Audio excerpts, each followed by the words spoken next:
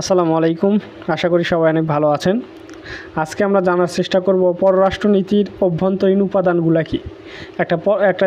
একটা রাষ্ট্রের পররাষ্ট্রনীতি যখন প্রণয়ন করা হয় তখন কোন কোন বিষয়ের উপর খেয়াল রাখতে হয়। ঠিক আছে, তো প্রথমে এর আগে জেনে নেওয়া দরকার একটা রাষ্ট্র বিশ্বের দরবারে তার অবস্থানটা কতটুকু।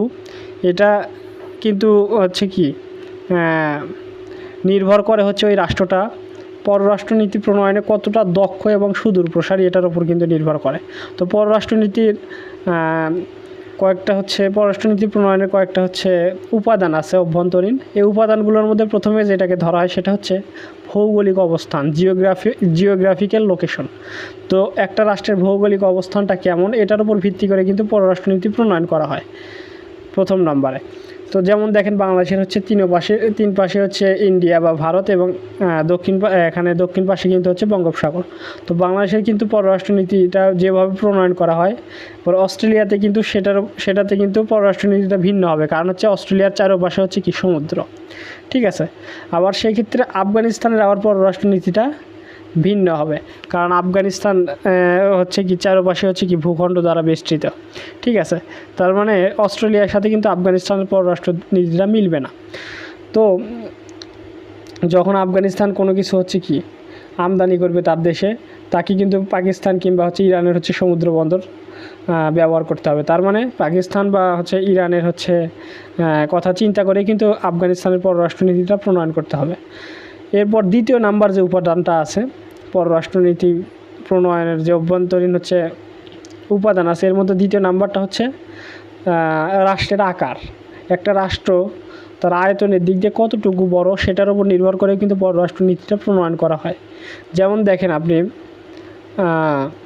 কাতার, তারপর বাহরাইন, নাউরু, এই ছোটো ছোটো দেশগুলোর কিন্তু পররাষ্ট্রনীতি যেরকম হবে, চীন বা রাশিয়ার কিন্তু সেই পররাষ্ট্রনীতিটা সেরকম হবে না, কারণ চীন হচ্ছে অনেক বড় একটা রাষ্ট্র।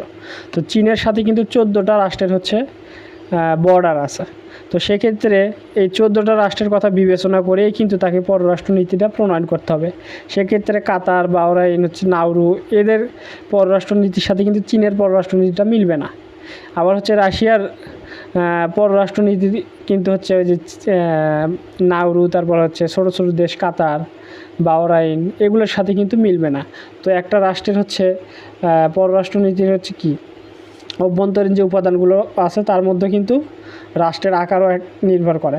এরপর নির্ভর করে পপুলেশন বা রাষ্ট্রের জনগণ। তো একটা রাষ্ট্রের জনগণের ওপরেও কিন্তু পররাষ্ট্রনীতিটা নির্ভর করে। যেমন দেখেন বাংলাদেশের বেশিরভাগ মানুষ যারা প্রবাসে থাকে তাদের বেশিরভাগ কিন্তু সৌদি আরব, এরপর মালয়েশিয়া, যুক্তরাষ্ট্র, এরপর কাতার, দুবাই, এগুলো রাষ্ট্রতে থাকে।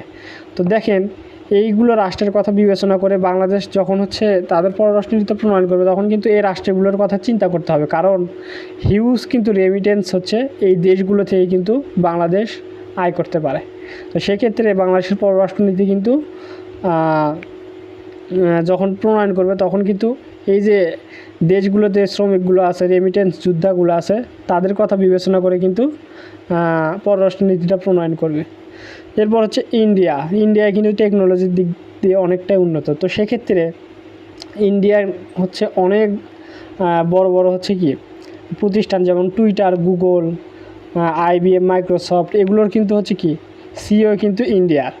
এরপর অনেক ডাক্তাররা, তারপর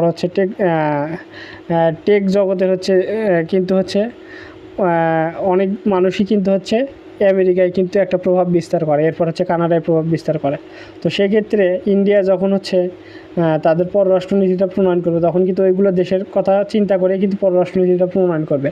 এবং ইন্ডিয়া কিন্তু এক্ষেত্রে কিন্তু অনেকটা এগিয়ে, কারণ তাদের জনগণ তাদের দেশকে কিন্তু অনেক বড় বড় জায়গায় উপস্থাপন করতে পারতেছে, যার কারণে তাদের পররাষ্ট্রনীতিটা কিন্তু আরও উন্নত হবে। এরপর একটা রাষ্ট্রের পররাষ্ট্রনীতি নির্ভর করে ইকোনমিক রিসোর্সের উপর বা অর্থনৈতিক সক্ষমতা। একটা রাষ্ট্রের অর্থনৈতিক সক্ষমতাটা কতটুকু এর উপর কিন্তু তার পররাষ্ট্রনীতিটা প্রণয়ন করতে হয়।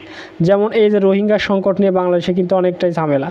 তো বাংলাদেশের অর্থনৈতিক সক্ষমতা যদি ভালো থাকতো তাহলে কিন্তু রোহিঙ্গা ইস্যুতে অনেক বড় একটা প্রভাব ফেলতে পারত, কিন্তু বাংলাদেশের অর্থনৈতিক অবস্থা এতটাও কিন্তু উন্নত না, যার কারণে রোহিঙ্গা ইস্যুতে কিন্তু খুব বেশি প্রভাব বিস্তার করতে পারতেছে না।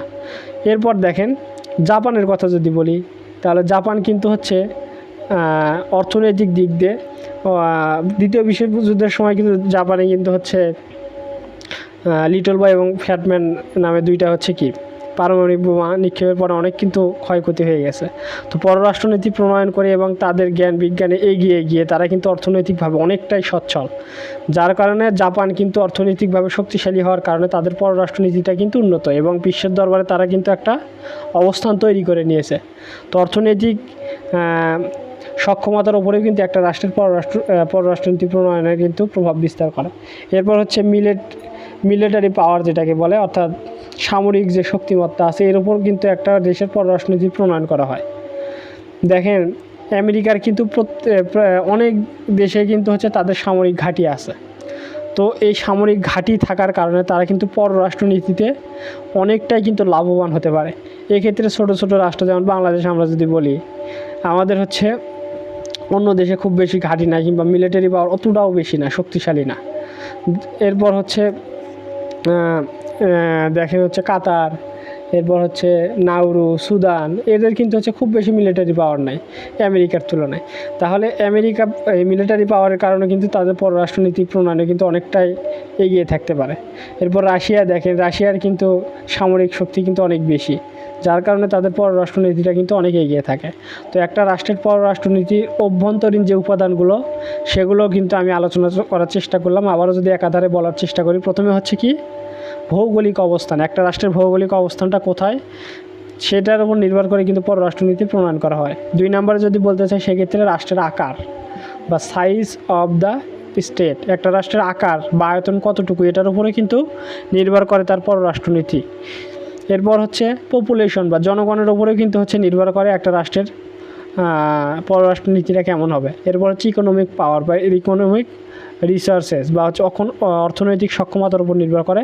এবং সর্বশেষ যে বিষয়টার উপর নির্ভর করে সেটা হচ্ছে মিলিটারি পাওয়ার বা হচ্ছে বলা যায় হচ্ছে সামরিক শক্তিমত্তার উপর নির্ভর করে হচ্ছে একটা রাষ্ট্রের পররাষ্ট্রনীতি প্রণয়নটা কেমন হবে, সেটা কিন্তু মিলিটারি পাওয়ারের উপরে হচ্ছে নির্ভর করে। তো আশা করি বিষয়টা আপনাদের কাছে ক্লিয়ার হয়ে গেছে। সবাই ভালো থাকবেন, আজ এই পর্যন্ত। আসসালামু আলাইকুম।